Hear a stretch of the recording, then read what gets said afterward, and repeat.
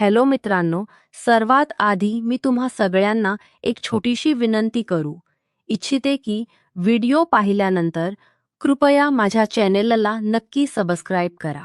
हे video बनवण्यासाठी मी खूप मेहनत घेते आणि याच माध्यमातून मी माझा खर्च चालवते. जे कोणी माझ्या चॅनेलला सबस्क्राईब करतील त्यांच्यासाठी मी मनापासून प्रार्थना करते की त्यांचे आयुष्य खूप सुंदर, समृद्ध, आनंदी आणि सुखी होवो. प्लीज प्लीज माझ्या चैनलला नक्की सब्सक्राइब करा. मैं तुमसे हरगिज शादी नहीं करूंगी. तुम समझते क्या हो खुद को? वाणी गले के बल चिल्लाते हुए बोली और अभय ठाकुर से अपना हाथ छुड़ाने लगी. वो जो खुद को शहर का सबसे बड़ा डॉन समझता था उस माई कोई भी उसके सामने ज्यादा देर टिक नहीं पाता था. मगर फुट 4 इंच की एक लड़की उसके सामने चिल्ला रही थी और वो गुस्से में आने की बजाय मुस्कुरा रहा था. उसके साथी उसे पागल समझ रहे था. उसके साथी उसे पागल समझ रहे थे. भाई आप पागल हो गए हैं क्या? आपको दिख नहीं रहा? वो लड़की आपसे बदतमीजी कर रही है और आप बस मुस्कुराए जा रहे हैं. कुछ कहते क्यों नहीं उसे? हरशाम ने अभय को होश में लाने की कोशिश की थी मगर उसकी नजरें अब भी बानी के चेहरे के नक्शों में उलझी हुई थी, जैसे किसी ने उसे सम्मोहित कर दिया हो और अब वो कुछ और देखने के काबिल ना रहा हो. वो धीमे से मुस्कुरा रहा था. शादी तो तुम्हें मुझसे करनी ही पड़ेगी मिसेज वाणी ठाकुर. जो चीज मेरी है उस पर सिर्फ मेरा हक है. मेरे अलावा कोई उस पर नजर भी नहीं डाल सकता और यह फैसला मैं करता हूं कि क्या चीज मेरी है. तो बस फैसला हो गया. कान खोलकर सुन लो. तुम मेरी हो, मेरी ही रहोगी. समझी तुम? उसने बानी का हाथ जबरदस्ती अपने हाथों में खींचा. बानी के लंबे नाखून अभय की हथेली में धंस चुके थे मगर उसे परवाह नहीं थी. वो तो बस बानी का चेहरा देखे जा रहा था. ना जाने वह लड़की वाकई इतनी खूबसूरत थी या सिर्फ अभय ठाकुर को लगती थी. मैं वाणी अरोड़ा हूँ, वाणी ठाकुर नहीं. और तुम चाहो भी तो मुझे अपनी पत्नी नहीं बना सकती.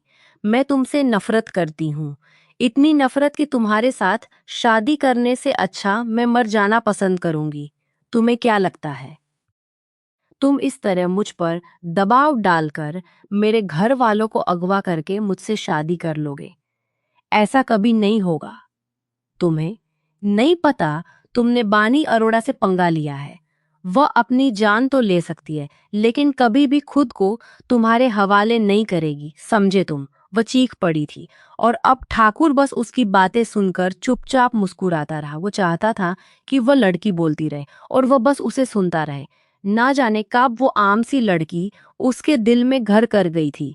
उसे खबर तक ना हुई. चलो ठीक है, तुम मेरी पत्नी मत बनो लेकिन यह मत भूलना अभय ठाकुर तुम्हें किसी और का भी नहीं होने देगा.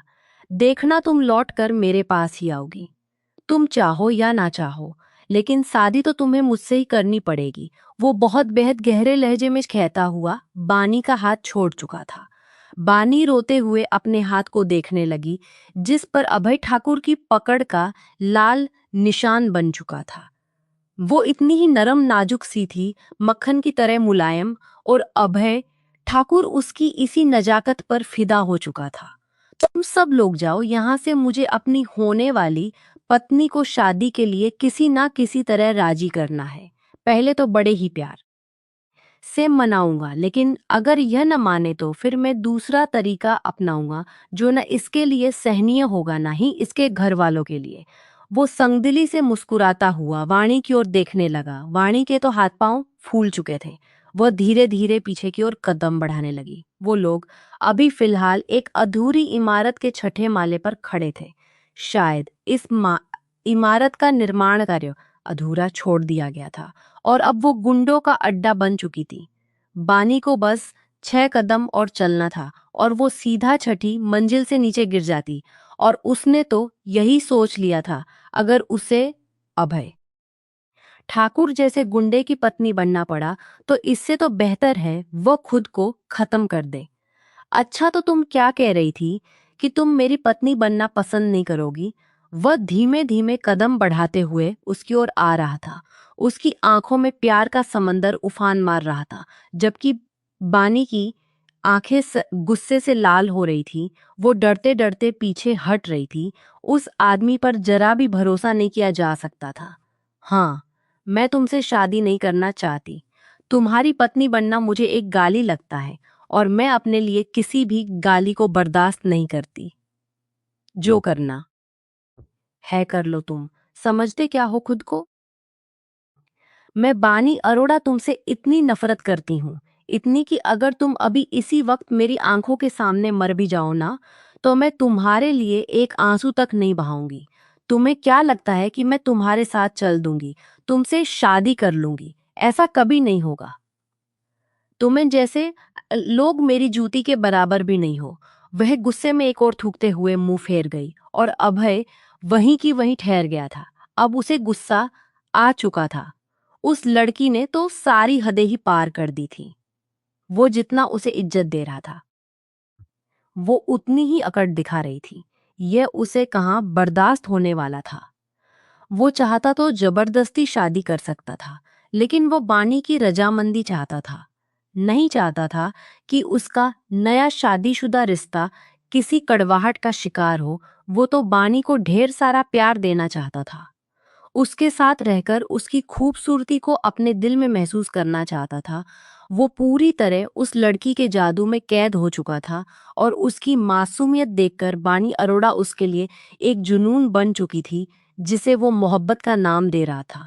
हर बार जब वो उसकी झील सी आंखों में झांकता तो उसमें खुद के लिए एक अजीब सा सुकून पाता था। लेकिन यह सुकून मोहब्बत नहीं था। यह उसके पागलपन की हदों को छूता एक सन की जुनून था। उसे छीनकर लेने की आदत पड़ चुकी थी। जब चीजें आसानी से ना मिले तो वो उन्हें जबरदस्ती छीन लेने पर उतर आता था। तुम्हें पता है बानी, वो अक्सर खुद से बड़बड़ा था। इस दुनिया में जो चीज मुझे चाहिए वो मैं लेकर ही दम लेता हूँ, और इस बार वो चीज तुम हो। जब उसे लगा था कि बानी उससे दूर भाग रही है तो उसके अंदर की वो आग और भी भड़क उठी। अब वो दिलों के सौदे भी जबरदस्ती करने पर उतर आया था। उसे कोई फर्क नहीं पड़ता था कि सामने वाला क्या चाहता है, क्या महसूस करता है। वह नहीं जानता था कि मोहब्बत कभी जबरदस्ती नहीं होती। मोहब्बत तो रूह का सौदा होती है, दो दिलों का एक मुख समझौता। लेकिन उसके लिए तो बानी अब सिर्फ एक लड़की नहीं रही थी, वो उसकी जीत का सवाल बन चुकी थी। अगर तुम खुद नहीं आओगी तो मैं तुम्हें खींच लाऊंगा, तुम्हारी नाकों में हाँ में बदल दूंगा। वो सामने खड़ी बानी को देखते हुए धीरे से बड़बड़ाया था। उसे जरा भी एहसास नहीं था कि अगर वो जबरदस्ती बानी को पा भी लेता तो क्या उसकी मोहब्बत को कभी पा पाता, क्या उसकी आंखों में अपने लिए प्यार देख पाता। यह ख्याल उसके दिमाग से कोसों दूर था। उसके दिल में तो बस एक ही जिद थी, उसे हर हाल में बानी चाहिए। तुम मेरी हो बानी, तुम्हें होना ही पड़ेगा। मेरी दीवानागी से आज तक कोई बचा है, फिर तुम तो मेरा जुनूनी इश्क हो, और इस जुनूनी इश्क में मैं हद से आगे गुजर चुका हूँ। तुमसे आगे मुझे कुछ भी दिखाई कब देता है। ठीक है, फिर जब इज्जत रास नहीं आ रही तुम्हें, तो अब मैं तुम्हें ऐसे मनाऊंगा कि तुम खुद मेरे पास लौट कर आओगी। मैं तुम्हारी मांग तुम्हारी मर्जी से भरना चाहता था, मगर लगता है तुम्हें मेरी अहमियत मोहब्बत समझ नहीं आ रही।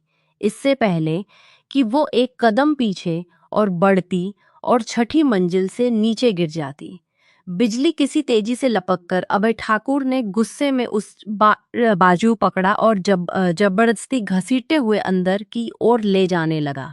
बानी ने झुककर ईंट का टुकड़ा उठा लिया था। उसे नहीं पता था कि वो क्या करेगी, मगर अपनी सेफ्टी के लिए उसके पास कुछ तो होना चाहिए। एक बात तय थी, वो अभय ठाकुर की पत्नी बनने से पहले कुछ भी कर सकती थी। अब जब शादी समझ में नहीं आ रही, तुम्हें तो अब छोड़ो यह सारी बातें। अब मैं तुम्हें ऐसे मनाऊंगा, इतना मजबूर कर दूंगा कि तुम खुद मुझसे शादी की भीख मांगोगी। वो बानी को ऊपर से नीचे तक घूरते हुए बहुत ही अर्थपूर्ण अंदाज में बोला।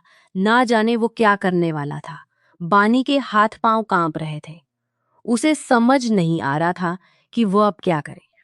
वो उस दिन को कोसने लगी जब उसका टकराव अभय ठाकुर से हो गया था और उसकी पूरी दुनिया तहस नहस हो गई थी। उसने ईंट का टुकड़ा दुपट्टे में छुपा लिया था, मगर अभय ठाकुर के चेहरे के हाव भाव बता रहे थे कि अब वो कोई बहुत बड़ा कदम उठाने वाला है। वो उसे घसीटते हुए एक कमरे में ले गया, जहां बस एक टूटी हुई चारपाई थी जो कभी भी नीचे गिर सकती थी। अभय ठाकुर ने जल्दी से कमरे का दरवाजा बंद किया, बानी को बाजू से पकड़कर चारपाई पर धक्का दिया और अपनी शर्ट के बटन खोलने लगा। और यह देखकर बानी के होश उड़ गए। वह घबरा गई। ये तुम क्या कर रहे हो? देखो, अगर तुमने कुछ भी गलत करने की कोशिश की तो मैं जान ले लूंगी तुम्हारी, और अगर तुम्हारी ना ले सकी तो अपनी तो ले ही लूंगी। वो कांपती आवाज में चीखी। अपनी उंगली उसकी तरफ उठाए हुए वो पीछे हट रही थी, लेकिन अभय ठाकुर के चेहरे पर तो बानी को पानी का नशा सवार हो चुका था। उसकी आंखों में पागलपन साफ झलक रहा था। शर्ट ऊपर के ऊपरी दो बटन खोलता वो कांपती बनी के करीब बढ़ा। बानी सवार सच में डर चुकी थी। उसकी रूह कांप उठी थी। उसे यहाँ से भागने का कोई भी रास्ता नजर नहीं आ रहा था। उसके कदम जैसे जम से गए थे और दिल तेजी से धड़कने लगा था। उसने कांपते वजूद से उसे देखा और उसके होंठ बुदबुदाए। मैंने सोचा था कभी तुम्हारे आगे नहीं झुकूंगी, लेकिन आज मैं अपने डर के आगे हार रही हूँ। उसकी आंखों से आंसू बह निकले। इज्जत खोने का डर इंसान से कुछ भी करवा सकता है। आज अगर खुद को बचाने के लिए उसे इस हैवान के सामने गिड़गिड़ाना पड़ा, तब भी वो पीछे नहीं हटेगी। उसे इस हैवान के संग कहेगी, क्योंकि उसे खुद से नफरत गवारा है। मगर उस हैवान की जीत नहीं। वो एकदम फफकते हुए चीखी थी, प्लीज प्लीज ऐसा मत करो, मेरी इज्जत मत छीनो। पर अभय ठाकुर के चेहरे पर तो जुनून की परतें और मोटी होती जा रही थी। उसके कदम रुके नहीं थे। अब डर के साथ साथ उसके भीतर नफरत और बदले की आग भी जलने लगी थी। उसका बस एक ही ख्याल था, मैं कमजोर नहीं हूं, और अगर मजबूरी में झुकूंगी तो अगली बार तुम्हें उखाड़ फेंकूंगी। यह सब कुछ मत करो। अगर तुमने ऐसा किया तो मैं किसी को मुंह दिखाने के काबिल नहीं रहूंगी। मेरे घर वाले तो एकदम जीते जी मर जाएंगे। प्लीज ऐसा मत करो भगवान के लिए। वो आंखें बंद किए उसके सामने हाथ जोड़कर खड़ी थी। कोई और वक्त होता तो अभय उसके पैरों में बैठ जाता, लेकिन अभय के अंदर एक गुस्से की चिंगारी भड़की हुई थी। उसकी मोहब्बत को दुत्कार कर खुद को छठी मंजिल से नीचे गिराने की कोशिश अभय के अंदर एक आग लगा चुकी थी। यानी वह उससे इतनी नफरत करती थी कि मौत भी गवारा थी। लेकिन अभय ठाकुर का साथ नहीं। चुपचाप शादी के लिए हाँ कर दो। मैं तुम्हारे साथ तब तक कुछ नहीं करूंगा जब तक तुम मेरी नहीं बन जाती। अगर तुम मेरी नहीं भी बनी तो भी मुझे तुम्हारे साथ ऐसे रहने में कोई दिक्कत नहीं है। बाकी जो तुम तय करोगी मुझे मंजूर होगा, मगर तुम्हें अपना बनाकर तो रहूंगा, चाहे दुनिया इधर की उधर क्यों ना हो जाए। अभय शर्ट के बटन दोबारा बंद करते हुए बानी का हाथ पकड़ चुका था। बानी जल्दी से अपना दुपट्टा ठीक करने लगी, जो हमेशा उसके गले में रहता था। मगर आज अभय की नजरों से घबराकर उसने दुपट्टा सिर पर ले लिया था। मैं तुमसे मरकर भी शादी नहीं करूंगी। समझे? तुम कितनी बार बताऊं कि मैं तुमसे शादी नहीं करना चाहती। वह जोर से चिल्लाते हुए दीवार का सहारा लेकर नीचे बैठती चली गई थी। अभय को यह सब बिल्कुल भी अच्छा नहीं लग रहा था। वह बेचैन हो चुका था। वो कभी भी बानी को दुख नहीं देना चाहता था, मगर उसे यह भी गवारा नहीं था कि बानी किसी और की बने। वो उसे तब से मोहब्बत करता था जब पहली बार उसने बानी को बालकनी में खड़े देखा था। ना जाने कितनी लड़कियों ने उसके सामने अपना दिल रखा था, मगर वो तो एक लड़की के पीछे पागल हो गया था। अब मैं तुम्हारे साथ वो करूंगा जिसकी तुमने कभी कल्पना भी नहीं की होगी। देखती जाओ मैं क्या करता हूँ। मगर इससे पहले मैं तुमसे कुछ पूछना चाहता हूँ, और उसका सच्चा जवाब चाहिए मुझे। वो बानी के करीब बढ़ते हुए उसे उठाने के लिए अपना हाथ बढ़ा चुका था, मगर बानी ने उसे तिरस्कार और नफरत से देखा और मुंह फेर लिया। मैं तुम्हारे किसी भी सवाल का कोई जवाब नहीं देना चाहती, समझे तुम? मैं नफरत करती हूं तुमसे। तुम जबरदस्ती शादी कर लोगे, मेरा वजूद पालोगे, मगर मेरे मन तक कभी भी पहुंच नहीं सकोगे, समझे? वो अभय जैसे किसी ने अब भी आंखें फेर कर खड़ी थी। अभय को ऐसा लगा जैसे किसी ने उसकी पूरी दुनिया छीन ली हो। वो अब आंखों की इतनी मोहब्बत को ठुकरा कर उससे नफरत का ऐलान कर दिया था। मैंने तुमसे यह नहीं पूछा कि तुम क्या चाहती हो। मैं पूछ रहा हूं कि अब क्या तुम्हें कोई पसंद है? कहीं तुम किसी रिलेशन में तो नहीं? जो भी है सच्ची बात बताना। अगर कोई बात है तो बताओ, मैं खुद पीछे हट जाऊंगा। अभय ने उसे जांचती निगाहों से देखा तो वो हक लाते हुए बोली, हाँ हाँ, मुझे कोई है पसंद। तो क्या अगर मैं तुम्हें उसके बारे में बता दूं तो क्या तुम मुझे जाने दोगे? बानी की आंखों में अचानक ही चमक लौट आई थी। वो उम्मीद भरी नजरों से अभय की ओर देखने लगी और अभय तो हैरान रह गया था। जिस लड़की को पाने के लिए वह सब कुछ दांव पर लगा चुका था, वो उसी से पीछा छुड़वाने के लिए किसी और से मोहब्बत का नाटक करने को तैयार थी। उसे पता था बानी झूठ बोल रही है, क्योंकि उसके लिए बानी के में जानकारी निकलवाना कोई मुश्किल काम नहीं था। बस वो एक बार बानी के मुंह से सुनना चाहता था। बानी ने झूठ बोलकर उसके गुस्से को और भी हवा दी थी। उसका दिमाग गुस्से के मारे घूमने लगा। वो गुस्से से सिर पकड़कर खड़ा हो गया। मतलब, तुम्हें कोई पसंद नहीं, लेकिन मुझसे जान छुड़वाने के लिए तुम किसी और का सहारा लोगी। अभय ने अब विश्वास से उस लड़की की ओर देखा। मैं ऐसा कर सकती हूँ क्योंकि इस दुनिया में उसे सबसे ज्यादा कीमती थी। हाँ, मैं ऐसा कर सकती हूँ क्योंकि मैं तुम्हारी जिंदगी में शामिल ही नहीं होना चाहती। मैं इतनी नफरत करती हूँ कि इसे शब्दों में बयान तक नहीं कर सकती।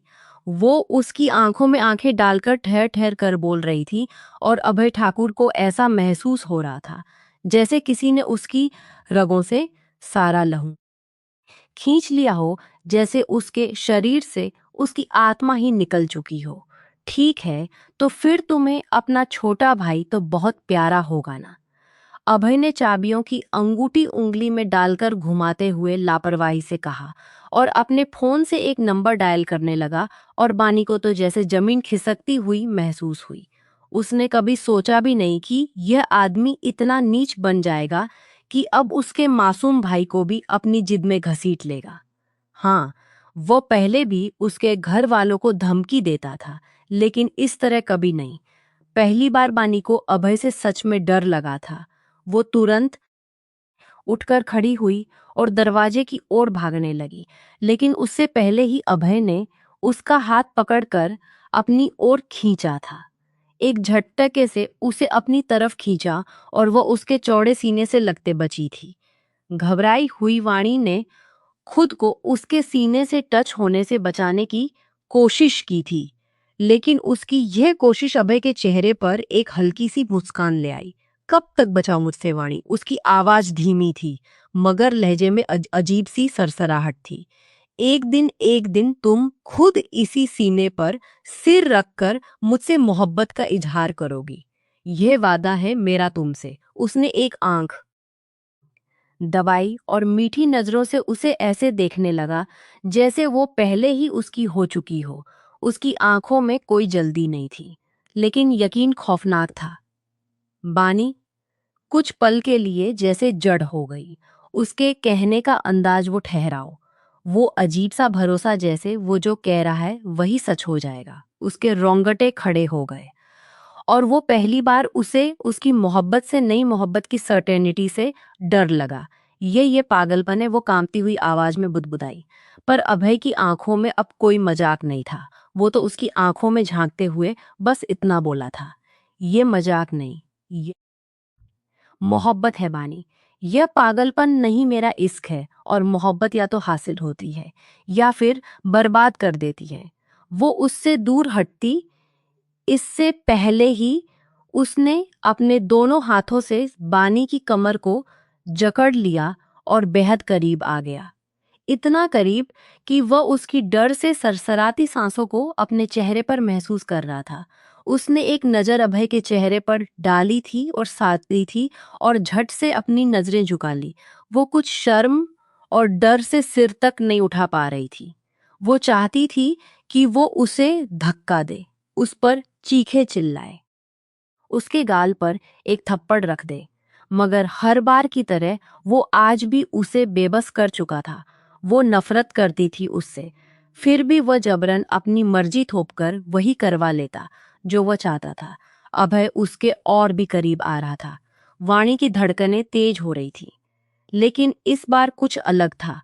वह समझ चुकी थी कि अब अभय भावनाओं में बहकर कमजोर पड़ चुका है और यही उसके लिए एक मौका था।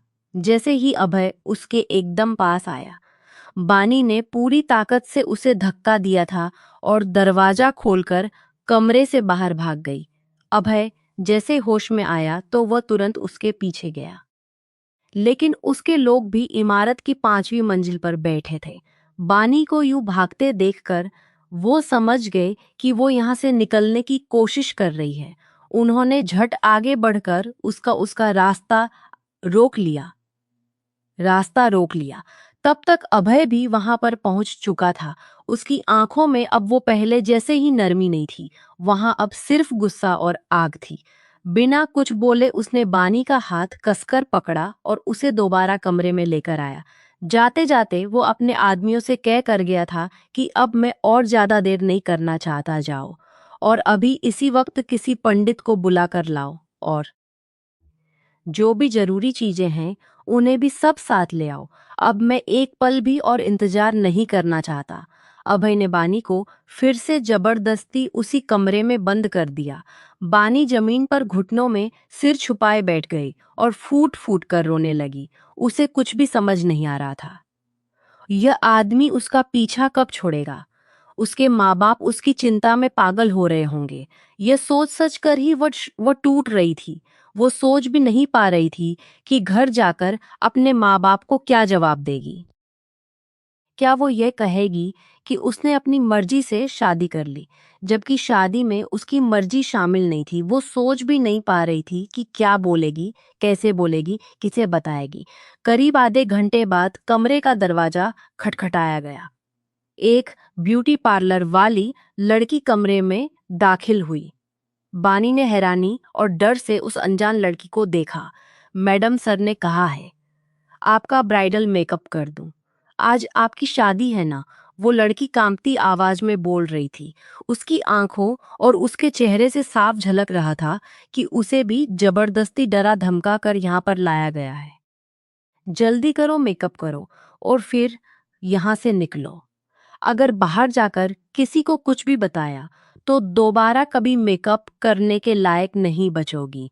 एक गार्ड ने पार्लर वाली को जोर से धक्का दिया और बानी के पास ले आया। दोनों गार्ड कड़क बंदूकें लिए हुए थे और कमरे के दरवाजे के पास खड़े हो गए थे। भारी भरकम बंदूकें लिए हुए थे। कमरे में कोई दूसरी खिड़की भी नहीं थी जिससे बाहर निकला जा सके। बानी के दिमाग में तेजी से योजनाएं दौड़ रही थी। वह चुपचाप मेकअप के लिए बैठ गई। तभी तभी अभय ठाकुर कमरे में दाखिल हुआ। बानी को यूं चुपचाप तैयार होते देखकर वह एक पल के लिए हैरान हुआ था। यह वही लड़की थी जो अभी थोड़ी देर पहले उसे थप्पड़ मारकर शादी से इनकार कर चुकी थी और अब बिना किसी विरोध के तैयार हो रही थी। गुस्से से ही, लेकिन वाणी शादी के लिए मान गई है। गुस्से से ही सही, लेकिन वाणी शादी के लिए मान गई है। कुछ सोच कर ही अभय के चेहरे पर बड़ी खूबसूरत सी मुस्कान आई थी। वो बानी पर गहरी नजर डालता हुआ कमरे से बाहर चला गया, जबकि बानी ने एक चैन की सांस ली थी। उसने जो योजना बनाई थी, अगर वह कामयाब हुई तो आज वो इस कैद से छूट जाएगी। उसे उम्मीद थी कि वह अपनी इज्जत, अपनी जिंदगी बचा लेगी। वो किसी भी हाल में ऐसे आदमी से शादी नहीं करना चाहती थी जो उसकी पूरी दुनिया बर्बाद कर सकता था। मेकअप पूरा हुआ।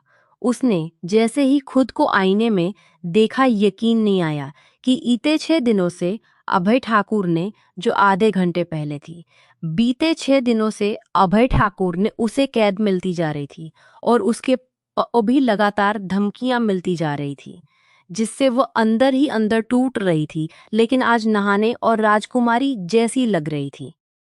खुद को आईने में देखकर उसकी आंखें भर आई। काश वो एक साधारण आम से रंग रूप और नए नक्श वाली लड़की होती तो उसकी जिंदगी में यह कयामत नहीं आती। आज से आज उसे अपनी खूबसूरती भी जहर लगने लगी थी, जिसकी वजह से वो इस मुसीबत में फंसी थी। उसने कभी नहीं चाहा था कि उसकी शादी अभय ठाकुर जैसे व्यक्ति से हो। पार्लर वाली को ले जाया गया। बानी ने जो कुछ उस लड़की को समझाया था, वो लड़की सब कुछ समझ चुकी थी। हालांकि बेचारी वो लड़की तो बहुत ज्यादा डरी हुई भी थी, लेकिन बानी ने उसे जैसे तैसे राजी कर ही लिया था। अगर तुम मेरी मदद करोगी और मैं यहाँ से निकल गई तो मैं तुम्हारी बहुत मदद करूंगी। आर्थिक रूप से तुम्हें बहुत कुछ दूंगी, लेकिन बस मुझे यहाँ से निकाल लो। मेरी मदद करो। तुम एक लड़की होकर दूसरी लड़की का दर्द समझ क्यों नहीं रही? और वह लड़की मान गई थी। बानी बस यही चाहती थी कि वह जैसे तैसे अपने पार्लर पहुंचे और पुलिस को खबर कर दे। वो नहीं जानती थी कि उसका सामना अब एक ऐसे शख्स से है जो उसे हासिल करने के लिए किसी भी हद तक जा सकता है। आधा घंटा बीत गया। दोनों गार्ड अब भी उसके सिर पर खड़े थे। इतने दिनों से वह ना ठीक से सोई थी, हालत खराब हो रही थी। इतने दिनों से वह ना ठीक से सोई थी, ना चैन से बैठी थी। मन तो कर रहा था चारपाई पर लेट जाए, लेकिन अभी उसे अपनी जान बचानी थी। तभी अभय ठाकुर कमरे में दाखिल हुआ। अभी भी वही कल वाले कपड़े पहने हुए थे। शायद मुंह पर पानी मारा था, इसलिए थोड़ा तरोताजा लग रहा था। उसने प्यार भरी मीठी नजर बानी के सजे हुए रूप पर डाली थी और फिर थोड़ा सा उसके करीब आया और उसके कानों की ओर झुकते हुए धीरे से सरगोशी की थी। बहुत खूबसूरत लग रही हो। अभी के लिए इतनी ही तारीफ बाकी है। बाकी की तारीफ आज की रात करूंगा। दिल खोलकर तुम्हारे एक एक अंग की तारीफ करूंगा। उसकी बात पर शर्माने की बजाय बानी का दिमाग गुस्से से झंझना उठा था, लेकिन उसने खुद पर काबू पाया। वो बड़े ही प्यार से उसका हाथ थामकर उसे मंडप तक लाया, जहां पंडित सलिस पहले से बैठे हुए उसका इंतजार कर रहे थे। मुझे पता है कि तुम मुझसे शादी नहीं करना चाहती और तुमने यहाँ से भागने के लिए कई प्लान भी बना रखे होंगे। वो पार्लर वाली लड़की जिसे तुम अपने बहकावे में ले चुकी थी, उसे चौथी मंजिल पर एक कमरे में बंद कर दिया गया है। और तुम्हारा छोटा भाई वो 7वीं मंजिल पर, रुको मैं तुम्हें उसकी वीडियो दिखाता हूँ। अभय ने नरमी से कहा, चुपचाप मुझसे शादी कर लो। अभय ने नरमी से कहा, नुकसान नहीं पहुंचाऊंगा। जैसा तुम कहोगी मैं वैसा बनने की कोशिश करूंगा। उसके लहजे में झुकाव था, मगर बानी ने घृणा से उसकी ओर देखा था और सिर झुका लिया। कुछ ही देर में मोबाइल की स्क्रीन पर उसके छोटे भाई की वीडियो दिखाई गई तो बानी बिलक बिलक कर रोने लगी और अभय के सामने हाथ जोड़ दिए। अभय ने उसका हाथ थामकर गले में वरमाला डाल दी। मजबूरी में बानी को भी सब कुछ करना पड़ा, क्योंकि उसके छोटे भाई की जान खतरे में थी। फेरे पूरे हुए। अभय और बानी दोनों मंडप पर बैठे रहे। अभय ने बानी की मांग में सिंदूर भी भरा और उसे मंगलसूत्र भी पहनाया, और अब वे पूरी तरह उसकी पत्नी बन चुकी थी। बिना किसी से कुछ कहे उसने बानी का हाथ पकड़ा और सीढ़ियों से नीचे उतरते हुए अपने साथ ले आया। 7वीं मंजिल से उसके छोटे भाई को भी लाया गया। बानी ने भागकर 3 साल के शौर्य को गले से लगा लिया था। तुम ठीक हो शौर्य? वो उसके माथे को चूमते हुए बोल रही थी। कुछ नहीं हुआ है उसे, बल्कि कमरे में बैठा पिज्जा खा रहा था। बस चंद सेकंड की वीडियो क्लिप के लिए इसे खंभे के साथ बांधा गया था, लेकिन आगे कोई चालाकी दिखाने की कोशिश की तो अगली बार पिज्जा में जहर नहीं होगा, इस बात की कोई गारंटी नहीं। और उसने हैरत से नजरें उठाकर अभय की ओर देखा था। वो ऐसे बात कर रहा था जैसे यह कोई छोटी सी बात थी। शौर्य के चेहरे पर सुकून देखकर बानी को भी थोड़ा सा सुकून मिला था, लेकिन अगले ही पल ये ख्याल कि वो अब उसकी पत्नी बन चुकी है, उसे अंदर से झुलसाने के लिए काफी था। उसे अंदर से झुलसाने के लिए काफी था। सब लोग एक गाड़ी में बैठ चुके थे। गाड़ी थोड़ी लगातार आंसू बहा रही थी। आंसू बहा रही थी। वो इस नरक से भाग जाना चाहती थी, मगर अपने भाई के कारण मजबूरी में चुप थी। जैसे ही उसने खिड़की से बाहर देखा, वो जगह उसके घर के सामने की थी। ऐसा लगा मानो बरसों से वहां कोई ना रहा हो। वो तुरंत गाड़ी से उतरी और घर की ओर भागी, मगर अभय उसका हाथ थामे उसके भाई को भी अंदर साथ ले गया। मुकुंद अरोड़ा आगे बढ़े और अपनी बेटी को गले लगाकर रो पड़े। जैसे ही उन्होंने अभय को देखा, उनका चेहरा गुस्से से लाल हो गया। घटिया इंसान, तुम्हारी हिम्मत कैसे हुई मेरी बेटी को अगवा करके शादी करने की? अगर पैसे चाहिए थे तो मुझसे कह देते, मैं तुम्हें करोड़ों रुपए दे देता। मगर तुमने मेरी बेटी को अगवा करके बहुत बड़ी गलती की है। मुकुंद अरोड़ा चिल्ला रहे थे। अभय हल्की मुस्कान के साथ बोला, ससुर जी इतना नाराज क्यों होते हैं? अगर आपके पास ज्यादा ही पैसे हैं तो उन्हें अपनी बेटी को यूं ही दहेज में दे दें। फिलहाल तो उसके विदा कीजिए। वैसे भी अब उसका विवाह हो चुका है और परंपरा के अनुसार ही अपनी बेटी को विदा करना होगा। मैं उसे यहाँ इसलिए लाया हूँ क्योंकि मैं उसे ले जाने से पहले आपको एक बार दिखाना चाहता था, वरना सीधे उसे सिंगापुर ले जाता। फिर उसने गंभीर होकर कहा, मुझ में भी थोड़ी मर्यादा बाकी है। जल्दी से इसकी विदाई कर दें। हमारे दुश्मन बहुत हैं शहर में।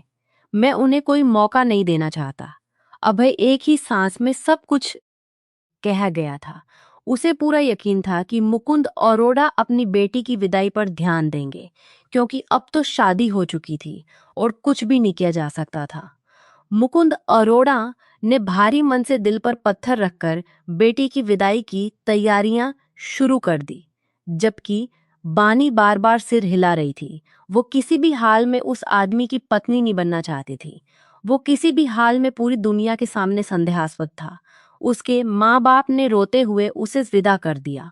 वो अरोड़ा हाउस से सीधी ठाकुर हवेली में बहू बनकर उतरी थी। हवेली में उसका स्वागत करने के लिए कोई भी मौजूद नहीं था। अभय ने जल्दी से अपनी नौकरानी नंदा को बुलाया। नंदा ने थाली सजाई और फिर गृह प्रवेश हुआ। वाणी ने बिना किसी रस्म को पूरा किए गुस्से से नंदा की ओर देखा था और कहा, मेरा कमरा कहाँ है? मुझे वहां जाना है। वाणी का गुस्सा देखकर नंदा घबरा गई और तुरंत उसे उसके कमरे तक ले गई। बाहर शराब का दौर देर तक चलता रहा। दोस्तों को विदा करते करते रात के बज चुके थे जब अभय भावनाओं के नशे में डूबा हुआ कमरे की ओर बढ़ा। आज अभय के चेहरे पर अजीब सी चमक थी। वो बहुत ज्यादा खुश लग रहा था। हर कोई उसे छोड़कर चला गया था, लेकिन आज उसकी प्यारी पत्नी उसके साथ थी। ना जाने क्या क्या सोचते हुए उसके चेहरे पर मुस्कान महल गई। वो जल्दी जल्दी कमरे की ओर बढ़ा। जैसे ही कमरे में पहुंचा, अंदर अंधेरा देखकर वो चौंक गया। लाइट ऑन की, दरवाजे को अंदर से बंद किया और जब आगे बढ़ा तो देखा कि बानी कपड़े बदलकर सो चुकी थी। यह देखकर उसे बेहद बुरा लगा। उसे बानी से इस तरह की बेरुखी की उम्मीद बिल्कुल भी नहीं थी। उसे तो लगा था शायद वो उसका इंतजार कर रही होगी। भले ही शादी उसकी जिद की वजह से हुई थी और बानी की इसमें कोई मर्जी शामिल नहीं थी, लेकिन उसने बानी के घर वालों को भी शादी का हिस्सा बनाया था। अब ऐस में यह बेरुखी उसे बर्दाश्त नहीं हो रही थी। बानी उठो, यह क्या है? उसने धीरे से बानी का कंधा हिलाया। बानी नींद में करवट बदलकर फिर सो गई। अब मैंने खुद को काबू में रखते हुए उसे जगाना ठीक नहीं समझा और चुपचाप जाकर सोफे पर बैठ गया। वहां एक दूध का गिलास रखा हुआ था, उसे पिया। फिर कपड़े बदले और नहाकर बाहर आया तो देखा बानी अब भी सो रही थी। लेकिन जब वो कमरे में दाखिल हुआ तो बानी ने झड़ से आंखें मीच ली थी, जिससे साफ जाहिर था कि वह जाग रही थी और अभय ने उसकी हर हरकत देखी थी। शायद वह अंदर से डरी हुई थी। अभय धीमे कदमों से सिस्टर की ओर बढ़ा जहां बानी लेटी हुई थी। थोड़ी दूरी बनाते हुए वह भी धीरे से उसके पास बैठ गया और फिर उसके कान के पास झुकते हुए बोला, मैं जानता हूँ बानी कि तुम जाग रही हो, और यह भी जानता हूँ कि तुम्हें मेरा छूना बिल्कुल पसंद नहीं, लेकिन आज हमारी सुहागरात है और इस एक बात पर मैं समझौता नहीं कर सकता। अगर आज तुम मेरी नहीं बन सकोगी, तो शायद जिंदगी भर मेरी नहीं बन सकोगी। मुझे माफ कर दो। इस मामले में मैं मर्जी नहीं देख सकता, क्योंकि मेरे दिल पर मेरा काबू नहीं है। मैं इस खूबसूरत रात को बर्बाद नहीं करना चाहता। यह कहते हुए वह धीरे धीरे बानी की तरफ झुकने लगा था और बानी का दिल तेजी से धड़कने लगा। जो अब तक सोने का नाटक कर रही थी, वह अभय को खुद के इतना पास आते देख बुरी तरह घबरा गई। इससे पहले कि बानी उसे धक्का देती, अभय ने उसके बानी उसे धक्का देती पकड़ लिया और उसके सिर पर एक नरम सा चुंबन रख दिया। वाणी जैसे किसी जाल में फंसी मछली की तरह मचलने लगी थी। दूर रहो मुझसे, वरना मुझसे बुरा कोई नहीं होगा, तुम खुद को समझते क्या हो। वाणी ने वही पुरानी बात दोहराई, लेकिन इस बार अभय पर उसका कोई असर नहीं हुआ। प्रेम की प्राप्ति का नशा कुछ और ही होता है, जो इस वक्त अभय के चेहरे और रवैया से झलक रहा था। पहली गलती तुमने यह की कि कपड़े बदल लिए।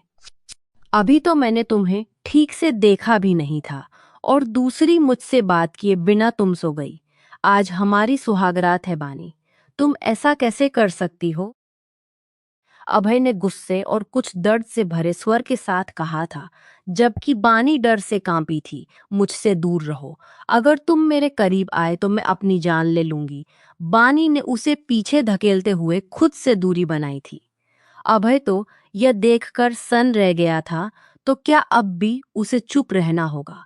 उसे तो लगा था शादी हो जाने के बाद वो बानी को पूरी तरह पालेगा, लेकिन वो जितना बानी के करीब जाने की कोशिश करता, बानी उतनी ही दूर भागती। मैं नहीं रुक सकता बानी, उसने ठंडे लेकिन अटल स्वर में कहा और बानी की तरफ बढ़ने लगा। लेकिन इससे पहले कि अभय उसे छू पाता, बानी ने तकिए के नीचे से छुपाया हुआ चाकू निकाल लिया और अपनी कलाई पर जोर से वार कर दिया। खून फव्वारे की तरह बहने लगा। अभय घबरा गया था। वो तुरंत वाणी की ओर दौड़ा और अपने रुमाल से उसकी कलाई पर दबाव डाला, लेकिन कोई फायदा नहीं हुआ। कुछ ही देर बाद बानी बेस होकर नीचे गिर पड़ी। अभय को इतना तो मालूम था कि बानी उससे नफरत करती है, लेकिन आज उसकी नफरत की हद देखकर अभय को लगा जैसे उसकी पूरी दुनिया उजड़ गई हो। वो इंसान जो सिर्फ अपने माँ बाप की मौत पर रोया था, आज बानी को इस हालत में देखकर उसकी आंखों से आंसू टपकने लगे थे। वो पहली बार टूटा था, बिल्कुल बुरी तरह से। आज उसे एहसास हुआ, अगर बानी नहीं रही तो वो भी जिंदा नहीं बचेगा। बानी आंखें खोलो, अगर बानी नहीं रही तो बानी आंखें खोलो, तुम्हें कुछ नहीं हो सकता। बानी, वो इतनी जोर से चीखा था कि कमरे की दीवारें हिल गई थी। अभय, ये तूने क्या कर दिया। अगर बानी को कुछ हो गया तो तू क्या करेगा। वो खुद से बातें करते हुए खुद को कई तमाचे लगा चुका था, इससे पहले कि बानी की हालत और बिगड़ जाती। वो उसे अपनी बाहों में उठाकर दौड़ता हुआ बाहर निकल आया। ठाकुर हवेली इस समय सुनसान पड़ी हुई थी। वो पूरे घर में रामू काका को आवे लगा रहा था। बानी की कलाई से बहता खून फर्ज को भिगो रहा था और अभय की जान अटकी हुई थी। बाकी सभी नौकर भी उसे इस हालत में देखकर घबरा चुके थे। तुरंत गाड़ी तैयार की गई और वह लोग अस्पताल पहुंच गए। उसके खास वफादार आदमी हरशाम ने जब पहली बार अभय ठाकुर को इतना परेशान और रोते हुए देखा तो वो स्तब्ध रह गया था।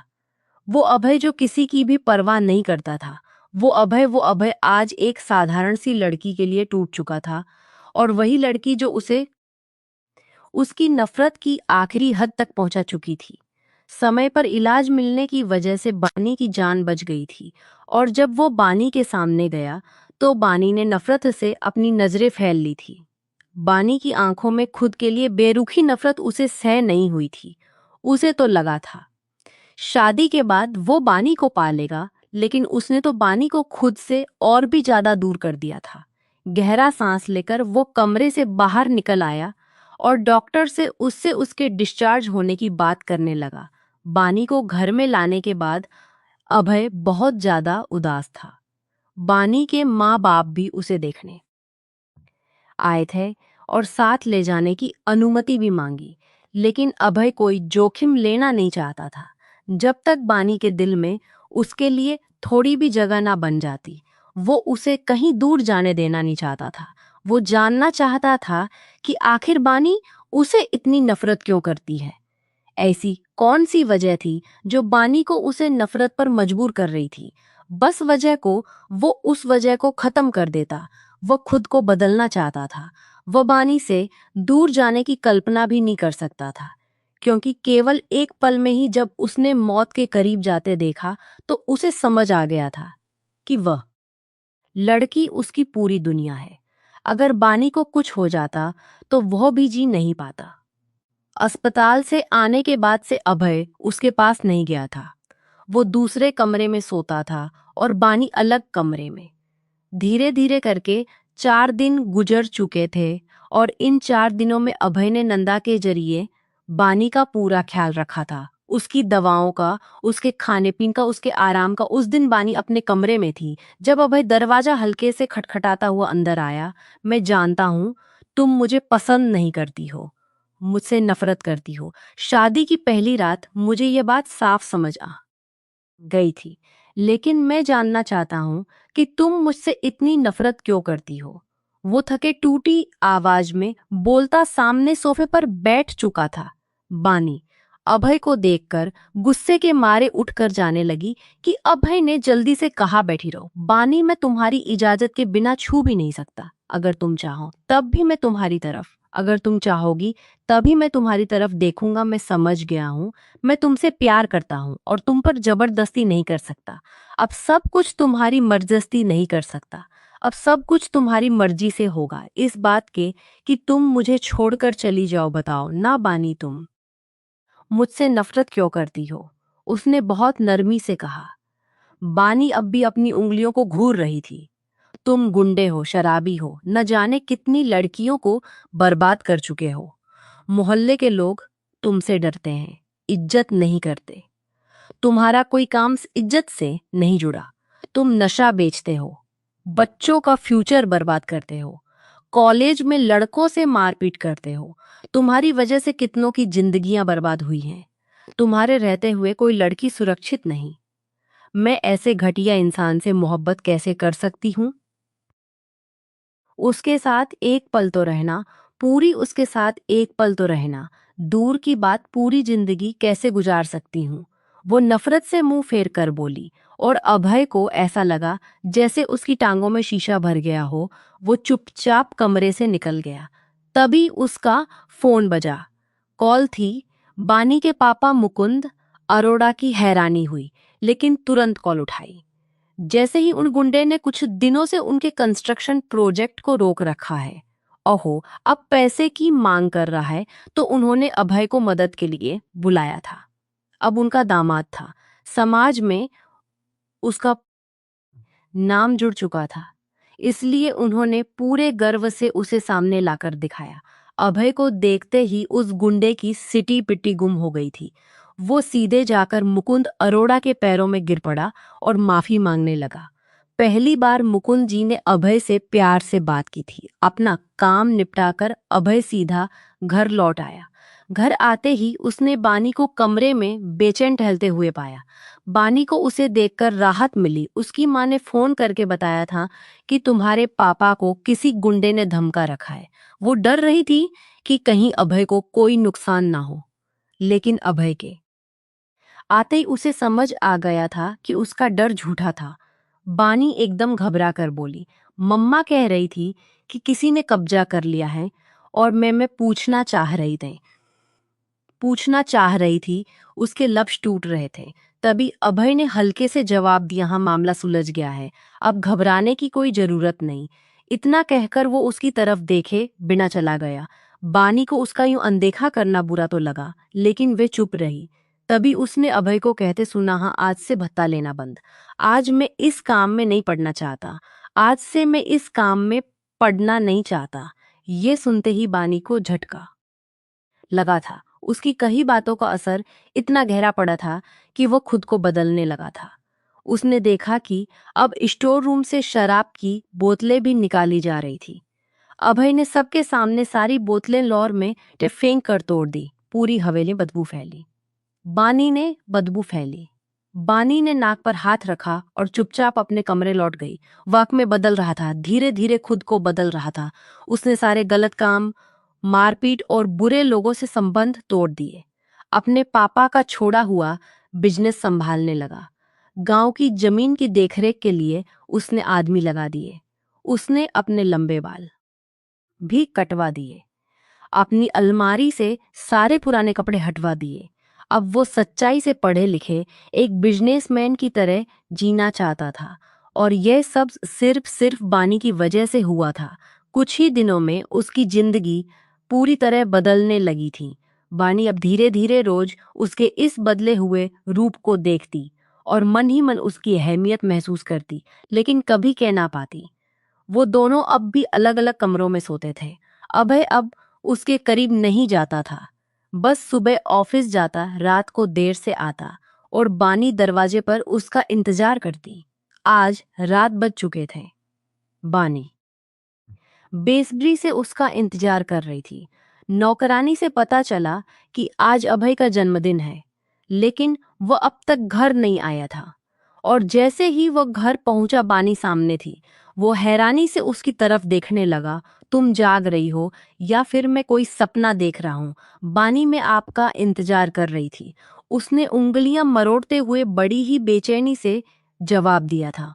उसकी आवाज भी लड़खड़ा रही थी। सब ठीक है ना? तुम्हारी तबीयत तो सही है, अभय ने उसका माथा छूते हुए कहा। उसे खुद अपने कानों पर यकीन नहीं हो रहा था। हाँ, मैं ठीक हूँ। मैंने सुना था आज आपकी सालगिरह है, तो मैंने एक छोटा सा केक मंगवाया है। अगर आप काटें तो मुझे अच्छा लगेगा। वो हाथों की उंगलियां मरोड़ते हुए धीरे से बोली। अभय के चेहरे पर एक हल्की सी मुस्कान फैल गई। शायद वो बानी के दिल में जगह बना चुका था, और यह ख्याल आते ही वह चुपचाप जाकर सोफे पर बैठ गया। जल्दी से केक काटकर उसने बानी की और एक केक का टुकड़ा बढ़ाया, तो बानी ने वह टुकड़ा हाथ में लेते हुए पहले उसे खिलाया और फिर उसका झूठा हुआ खुद खा लिया। यह देखकर अभय की आंखें पल भर को ठहर गई।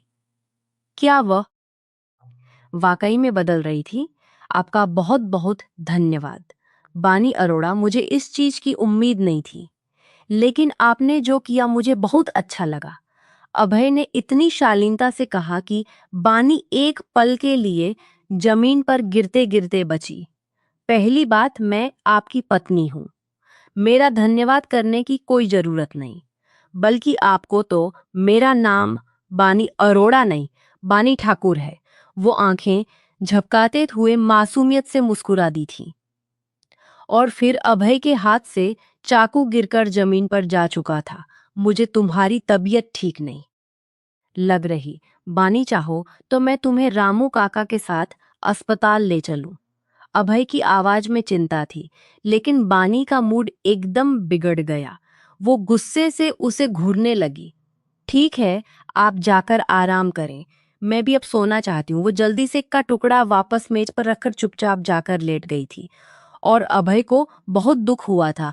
उसे ऐसा नहीं कहना चाहिए था, लेकिन बानी के मुंह से जो बातें निकली थी, उनका तो उसने कभी सपना भी नहीं देखा था। वो उलझ गया। क्या उसे उसे मनाना चाहिए था या नहीं? कहीं वह और नाराज ना हो जाए। इस डर से वह चुपचाप अपने कमरे में चला गया, जो बानी के कमरे से सटा हुआ था। उसे खुशी थी कि बानी ने आज उसका इंतजार किया था और पहली बार इतने प्यार से उससे बात की थी। उसके मन में उम्मीद जागी थी कि शायद अब सब ठीक हो जाएगा और वे दोनों एक सामान्य जिंदगी जी पाएंगे। उसी दिन उसे एक बहुत बड़ा प्रोजेक्ट भी मिला था, और उसी दिन उसने बानी से पहली बार उस प्यार को देखा था। वो खुशी से फूले नहीं समा रहा था। सुबह जब उठा तो देखा कि बानी कमरे में नहीं थी। शायद पूजा कर रही हो। वह जल्दी से नहा धोकर नाश्ता करके घर से निकल गया, क्योंकि बानी मंदिर गई हुई थी। उसने सोचा लौटकर उससे बात करेगा। वो चाहता था कि वो दोनों उससे बात करेगा। अब तो बानी ने शादी को अपना लिया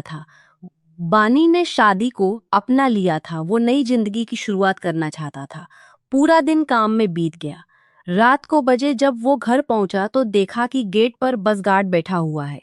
कोई भी नौकर घर में इधर उधर दिखाई नहीं दे रहा था। वो रामू काका को आवाजें देने लगा, लेकिन कोई सामने नहीं आया। वो हल्के में सिर हिलाकर कमरे की ओर बढ़ गया। पूरी हवेली में सन्नाटा था। वो थोड़ा घबरा भी गया था। कमरे से हल्की हल्की म्यूजिक की आवाजें आ रही थी। वो हैरानी से बानी के कमरे में दाखिल हुआ तो देखा पूरा कमरा फूलों से सजा हुआ था। हर और मोमबत्तियां जल रही थी। एक मदहोश कर देने वाली खुशबू हवा में घुली हुई थी। वो एक पल को वहीं ठटक गया। अभय ने जल्दी से लैपटॉप बैग पर रखा। जहां बानी खूबसूरत रेड जॉर्जेट की साड़ी में कयामत बनी उसका इंतजार कर रही थी। वो धीरे धीरे कदम रखता हुआ उसके पास पहुंचा।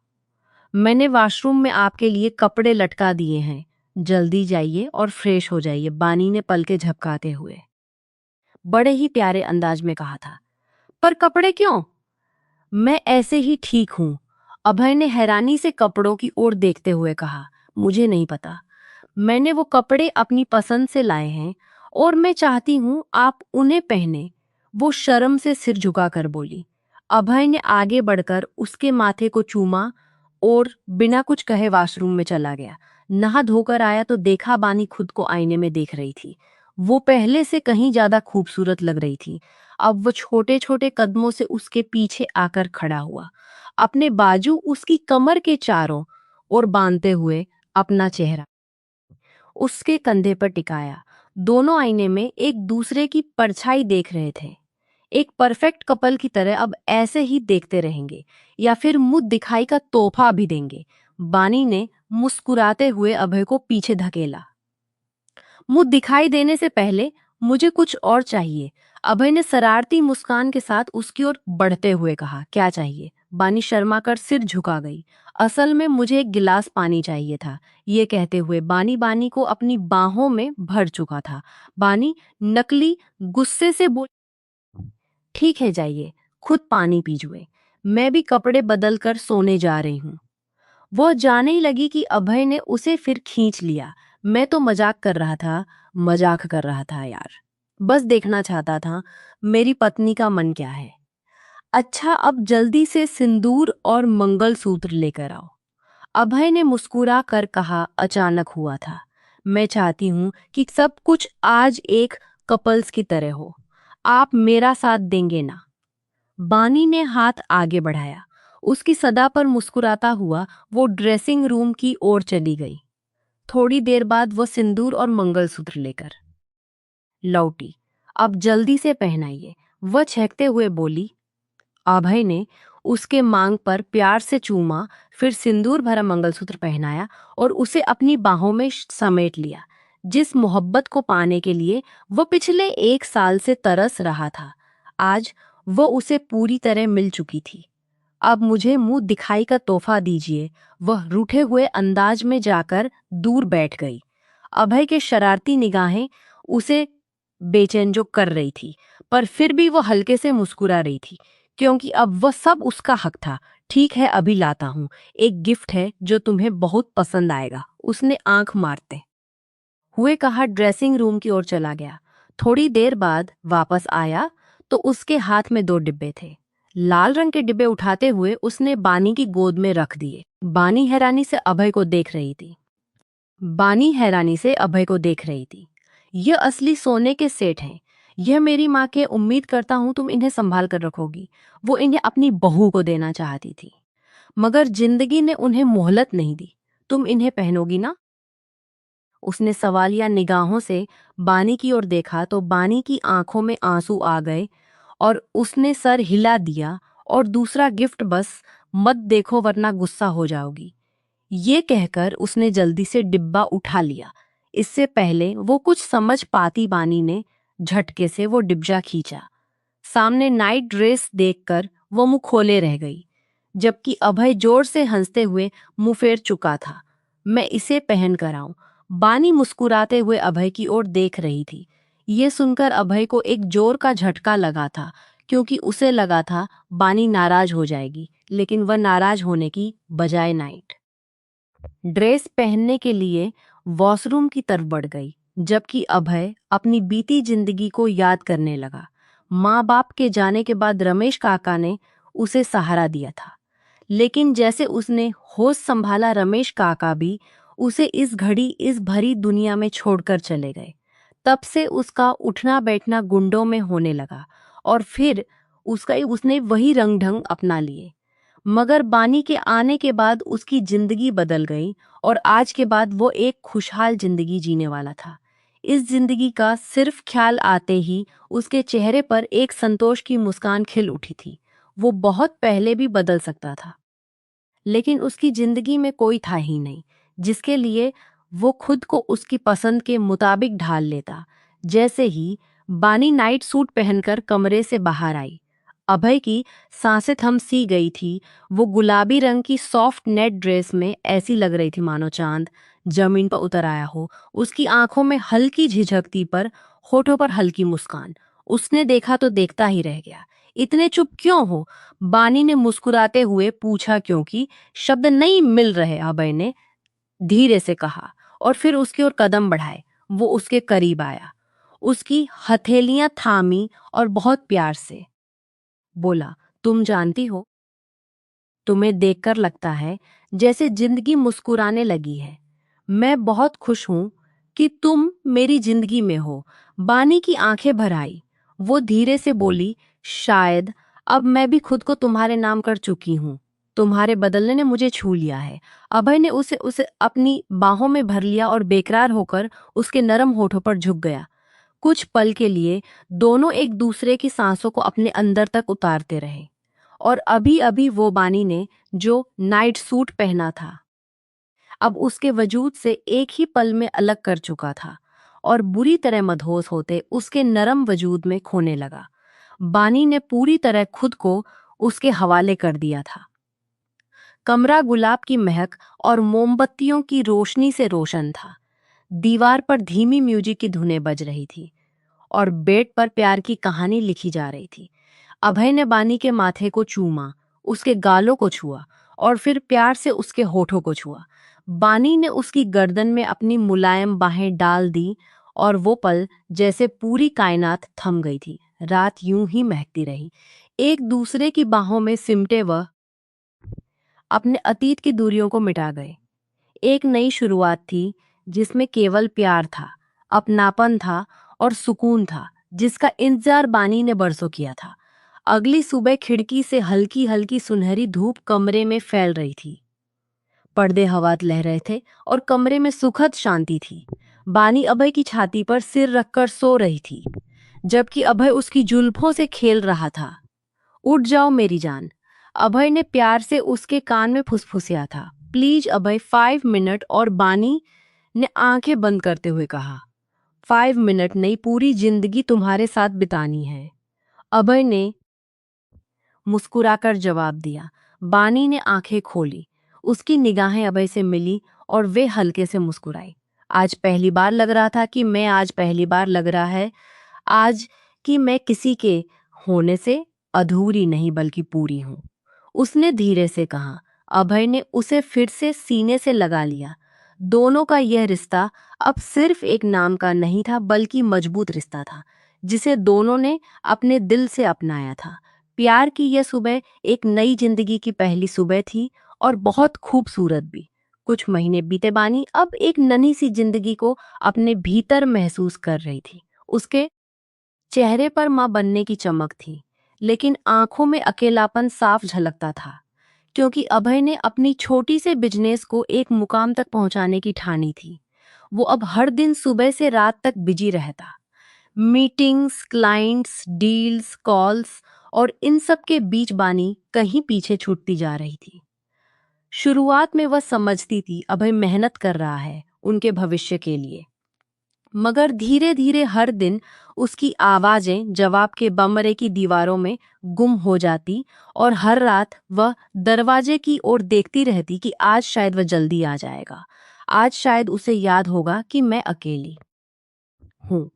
एक शाम वो यूं ही अकेली पार्क तक निकल गई अपने मन को बहलाने की। तभी उसकी नजर सामने होटल की लॉबी पर पड़ी, जहां पर अभय अपनी सेक्रेटरी के साथ खड़ा था, बहुत करीब। वो दोनों हंस रहे थे, किसी फाइल पर झुके हुए थे। एक ही गाड़ी में बैठकर निकल गए। बानी का दिल बैठ गया। उसे लगा, क्या मेरी जगह अब कोई और ले रहा है? उस रात वह अभय के आने का इंतजार करती रही, और जब वो रात के बजे थका हारा आया तो उसके लिए पहले जैसी मुस्कान नहीं थी और ना ही कोई सवाल। सिर्फ एक दीवार थी, भावनाओं की। अभय चुपचाप उसके पास बैठा, उसके बालों में हाथ फिराया, उसे से अपने सीने से लगाना चाहा। आज वो वाणी के नरम वजूद में होकर अपनी थकान मिटाना चाहता था। आज उसे वाणी की तलब शिद्दत से हो रही थी, लेकिन वाणी एक झटके से उससे अलग हो गई। मत छुओ मुझे, तुम्हारे हाथ अब उतने अपने नहीं लगते। अभय को जैसे किसी ने भीतर से तोड़ दिया। आज उसकी वाणी इतनी बदली बदली क्यों थी? उसे समझ ना आया। वो कुछ कहना चाहता था, लेकिन बानी ने हाथ उठाकर उसे कुछ भी कहने से रोक दिया, और फिर बस धीमे कदमों से वह बाहर निकल गया। अगले कुछ दिन एक ही घर में वह रोक रहते रहे, मगर एक दूसरे से अजनबी बनकर। ना बानी कुछ कहती, ना अभय कुछ पूछता, मगर दोनों की आंखों में नींद नहीं थी। एक दिन जब सब्र का बांध टूट गया तो अभय उसके सामने आकर फट पड़ा। आखिर चाहती क्या हो तुम बानी? हाँ, तुम्हारे कहने पर मैंने सब छोड़ दिया। वो दुनिया, वो लोग, सब कुछ मैंने खुद को बदल लिया। और अब भी तुम मुझसे दूर क्यों हो? अब क्या गलत किया मैंने? क्यों मेरा सुकून बर्बाद करने पर तुली हो? बानी की आंखों में आंसू थे, मगर अब वो गुस्से से कांप रही थी। सुकून चाहिए तो अपनी सेक्रेटरी की बाहों में ढूंढो, मेरे करीब क्यों आते हो? जो चीज अब मेरी नहीं वो दिखावे के लिए क्यों लौटती है मेरे पास? उसकी बात सुनकर तो अभय एकदम से हक्का बक्का रह गया था। उसकी आंखें डबडबा गईं। कुछ पल चुप रहा, फिर आगे बढ़कर बानी को अपनी बाहों में भर लिया। बानी छटपटाई धबूत था, शांत हो जाओ। लेकिन बानी तो गुस्से से तड़प रही थी। छोड़ो मुझे, मुझे उस्से से तड़प रही थी। छोड़ो मुझे, मुझे तुम्हारे करीब नहीं आना। मुझे तुम्हारे वजूद से किसी और की खुशबू आती है। वो नौर फिर अभय को कोई और तरीका ना मिला उसे चुप कराने का, तो झट आगे तो झट से उसने बानी की सांसें थाम ली। कुछ पल के बाद उसके नरम होठों को बुरी तरह अपने होठों में पकड़ा था। कुछ पल के बाद वो खुद को अलग करती हैं, मगर उसकी आंखें धीरे धीरे पिघल चुकी थी। मैं सिर्फ बानी कहूं, इस दुनिया में कोई और लड़की मेरे और तुम्हारे बीच कभी नहीं आ सकती, और अगर आई तो वो दिन मेरी जिंदगी का आखिरी दिन होगा। वो लड़की रजनी मेरी सेक्रेटरी शादीशुदा है, बल्कि 6 महीने पहले ही उसकी लव मैरिज हुई है। हम तो बस काम के सिलसिले में अपने क्लाइंट से होटल में जाकर मिलते हैं, और तुम अपने अभय पर इतना भरोसा भी ना कर सकी। यकीन नहीं है तो ये देखो। उसने एक फेसबुक अकाउंट खोला और उस लड़की रजनी की प्रोफाइल खोलकर उसके सामने रख दी, जिसमें उसके पति के साथ उसकी ना जाने कितनी तस्वीरें थी, और वो हर तस्वीर में अपने पति के साथ बेहद खुश नजर आ रही थी। बानी की सारी गलत फहमियां उसी पल बह गई। वो सिसकते हुए उसके सीने से लग गई। माफ कर दो, मुझे समझना चाहिए था। मुझे मुझे तुम पर भरोसा रखना चाहिए था। अभय उसकी पीठ सहलाता है। अच्छा यार, अब तो मोहब्बत के कुछ पल इस गरीब की झोली में डाल दो ना। न जाने कब से तुम्हारे लिए यह दिल तड़प रहा है। वो उसके कान की लौ को हल्के से काटते हुए सरगोशी के अंदाज में बोला था, और उसकी बात का मतलब समझकर बानी का चेहरा शर्म से लाल पड़ गया था, और उसके सीने में अपना सर छुपा लिया। उसकी शर्मीली अदा देखकर उसने झटके से उसे अपनी बाहों में उठाया और सीधा कमरे में लाकर बेड पर लिटा दिया। दरवाजा बंद करता वो बुरी तरह बेकरारी से उसके ऊपर घटा बनकर छा गया। कंट्रोल अभय, मेरे वजूद में एक नन्हा वजूद और भी है। उसके जुनून को देखकर वाणी घबराई थी, और जल्दी ही उसे अपनी शिद्दतों में थोड़ी सी कमी की। सॉरी वाणी जज्बातों में कुछ ज्यादा ही बह गया था। हल्का सा सर उठाते हुए उसने बानी के माथे पर अपने होंठ रखे थे और फिर बड़े ही प्यार से वो बानी की रूह तक उतर गया था। सुबह का वक्त था। खिड़की से धूप की हल्की किरणें अंदर आ रही थी। कमरे में प्यार की महक फैली थी। अभय और बानी एक ही कंबल में लिपटे सो रहे थे। बानी की हथेली पर अभय का हाथ और उसके पेट पर उसका माथा। अचानक बानी की हंसी की हल्की आवाज अभय की आंख खोलती है। क्या हुआ? तुम रात को भी नींद में मेरे पेट से बात कर रहे थे, बोल रहे थे जल्दी आ जाओ छोटू, तेरी मम्मी बहुत अकेली हो जाती है। उसकी बात पर अभय धीरे से हंसा था और उसके माथे पर किस करता है। अब कभी अकेला नहीं होने दूंगा, तुम्हें ना, हमारे आने वाले प्यार को। कुछ ही महीनों बाद अभय और बानी की जिंदगी में एक नन्हा सा मेहमान आया। उनके बेटे की पहली चीख ने मानो पूरे घर में खुशियों का संगीत भर दिया। बानी की गोद में बच्चा आया तो उसकी आंखों से आंसू आए। वो आंसू दर्द के नहीं, यह तो उस माँ की आंखों से निकली वह राहत थी जिसने हर अकेला पल, हर आंसू, हर खामोशी बस एक पल के लिए सहा था। अभय उस नन्हे से चेहरे को देखता रहा और उसके होठों से सिर्फ एक बात निकली, ये सिर्फ बच्चा नहीं, ये मेरी बानी का विश्वास है। हमारी मोहब्बत की सबसे खूबसूरत निशानी, रिश्ते तब तक नहीं टिकते जब तक हर कोई परफेक्ट होता है। रिश्ते तब टिकते हैं जब दोनों एक दूसरे की गलतियों को माफ करना सीख जाते हैं, जब किसी की खामोशी भी की बनकर सुनाई देती है और जब प्यार शक से बड़ा होता है। गलतफहमियां हमेशा रिश्ता नहीं तोड़ती, कभी कभी वो रिश्ता मजबूत भी कर जाती हैं, बशर्ते एक इंसान इतना सब्र वाला हो कि पूछे क्या हुआ और दूसरा इतना सच्चा हो कि बोल दे तुमसे दूर नहीं रह जाता। दोस्तों, आज की कहानी कैसी लगी जरूर बताना।